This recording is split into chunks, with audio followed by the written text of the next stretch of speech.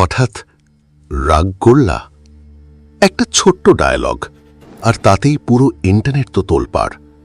মানুষ হাসল, মিম বানালো, স্ক্রোল করতে করতে হাজারবার শেয়ারও করল।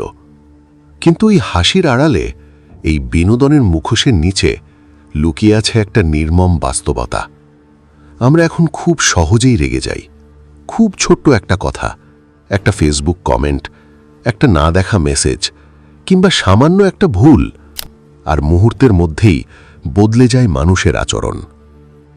এই কয়েক সেকেন্ডের রাগ পুড়িয়ে দেয় বছরের পর বছর ধরে গড়ে ওঠা সম্পর্ক, ভেঙে দেয় বিশ্বাস, শেষ করে দেয় বন্ধুত্ব। কখনো কখনো নিজের সবচেয়ে কাছের মানুষটাকেও দূরে ঠেলে দেয় অন্ধকারে। মনে রাখবেন, রাগের মাথায় বলা কথাগুলো হয়তো আমরা পরে ভুলে যাই, কিন্তু যার হৃদয়ে সেই কথাগুলো আঘাত করে, সে মানুষটা অনেক সময় সারা জীবনেও ভুলতে পারে না। কারণ সব ক্ষত চোখে দেখা যায় না। কিছু ক্ষত মানুষকে ভিতর থেকে নিঃশব্দে শেষ করে দেয়। আর সবচেয়ে ভয়ঙ্কর সত্যটা জানেন, রাগ একসময় কমে যায়, কিন্তু রেখে যায় এক সমুদ্র পরিমাণ আফসোস।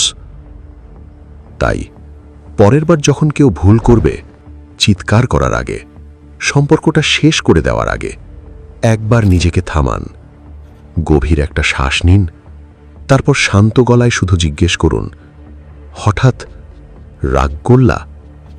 কারণ পৃথিবীতে অন্যকে আঘাত করার মানুষের অভাব নেই, কিন্তু নিজের রাগকে নিয়ন্ত্রণ করতে পারে যে মানুষটা, দিন শেষে সেই মানুষটাই সবচেয়ে শক্তিশালী, সেই মানুষটাই আসল বিজয়ী।